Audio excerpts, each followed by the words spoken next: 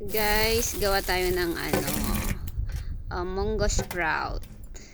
For second day yan, yung binabad ko, walang pinagbago. Kaya tignan natin hanggang sa kailan siya tumubo na pwede nang lutuin. Check natin. Charan. Oh my god. Tumutubo na oh. Ayan. Tumutubo na. Kailangan hugasan.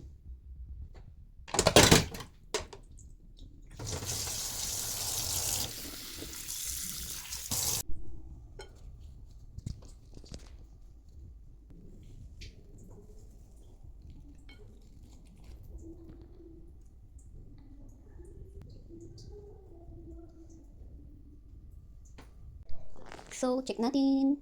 Charan! Oh my god. Oh my god. Hugasan ulit natin. What we're gonna do to this? Diba hugasan muna ulit? Hindi ko alam kung paano. Just experiment. For 4 days.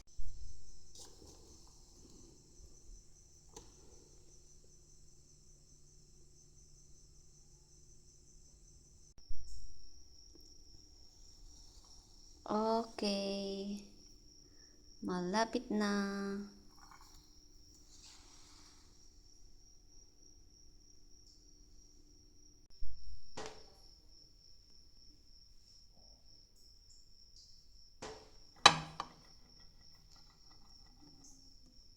Wow.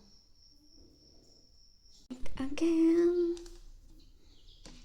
Oh my god.